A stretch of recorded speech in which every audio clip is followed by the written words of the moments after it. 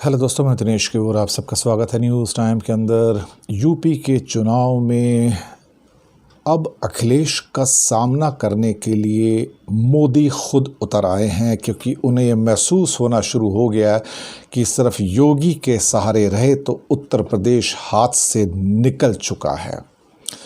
बहुत सारी चीज़ें घट रही हैं उत्तर प्रदेश में। सिर्फ 30 डेज़ में 9 यूपी के टूर किए हैं मोदी ने, और रोज़ जाकर वहाँ पे नई नई जो प्लानिंग है, नई नई चीज़ें जो फीते काट के आते हैं।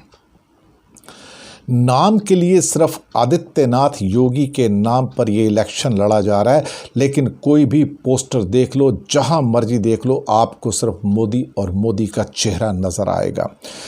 मोदी के नाम पर लोग उनको देखने आते हैं या उनको लाए जा रहे हैं बसों में भर भर के, ट्रकों में, ट्रैक्टर्स में भर भर के। लेकिन अब ये क्लियर हो गया है कि अब अखिलेश यादव के सामने पूरा का पूरा मोदी को प्रोजेक्ट कर दिया गया है कि एज इफ मोदी ही चीफ मिनिस्टर बनने वाले हैं, ना कि योगी बनने वाले हैं। अलग अलग जगह अब जाके अलग अलग बोलियां बोलते हैं। झांसी में बुंदेली बोली बोलते हैं और सुल्तानपुर में अवधी बोलते हैं, और वो योगी के तो लॉ एंड ऑर्डर की तारीफ़ करना भी नहीं भूलते, बल्कि अब तो उन्होंने ये भी कह दी कि यूपी प्लस योगी मतलब उपयोगी, और उसको अखिलेश यादव ने कह दिया ये तो बहुत अनुपयोगी है भाई। ये तो ना जाने कितने उन्होंने उद्घाटन किए। 16 नवंबर को पूर्वांचल एक्सप्रेसवे का उद्घाटन किया, 19 नवंबर को महोबा में अर्जुन बांध का उद्घाटन किया, 19 नवंबर को झांसी में डिफेंस कॉरिडोर का उद्घाटन किया, 20 नवंबर को डीआईजी सम्मेलन किए, 2 दिन लखनऊ में रहे, 25 नवंबर को जेवर जो नया एयरपोर्ट बन रहा है उसका शिलान्यास किया, 7 दिसंबर को बड़े फर्टिलाइज़र प्लांट का गोरखपुर के एम्स के अलावा उसका उन्होंने इनाग्रेशन किया, 11 दिसंबर को बलरामपुर में 9,600 करोड़ के कैनाल प्रोजेक्ट का उन्होंने इनाग्रेशन किया, 14 दिसंबर को वाराणसी में 800 करोड़ के काशी विश्वनाथ कॉरिडोर का उन्होंने इनाग्रेशन किया, 18 दिसंबर को शाहजहाँपुर में गंगा एक्सप्रेसवे की उन्होंने इनाग्रेशन किया या आधारशिला रखी। अभी ये हाल हैं कि बस पूछिए मत। अब 21 दिसंबर को वो इलाहाबाद जाके वहाँ महिलाओं को संबोधित करेंगे और उनके खाते में पैसे डालेंगे। 23 दिसंबर फिर काशी जाके फिर से वहाँ पे सभा होगी, वहाँ 1500 करोड़ की योजनाएं और देंगे। 28 दिसंबर को कानपुर आईआईटी में जाएंगे और वहाँ जाके फिर कुछ और देखा जाए तो कानपुर सिटी में कुछ चीज़ जो है वो उसका इनाग्रेशन करेंगे।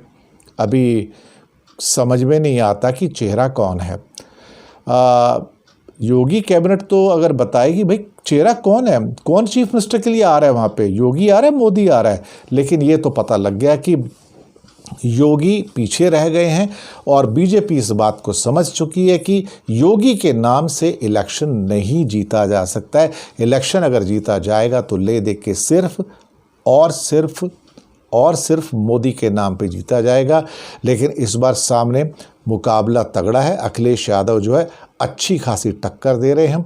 हालांकि योगी का चुनाव तो आरएसएस ने खुद लिया था, मोहन भागवत और दत्तात्रेय होसबोले ने लिया था, लेकिन ऐसा लगता है कि संघ नेता मानते हैं कि पश्चिम बंगाल के चुनाव में ममता बनाम मोदी की रणनीति से बहुत नुकसान हुआ, और यहाँ भी अभी ऐसा ही लग रहा है कि अगर यहाँ पर बीजेपी हार जाती है तो 2024 की जो लोकसभा की फाइट है फिर वो भी मुश्किल हो जाएगी।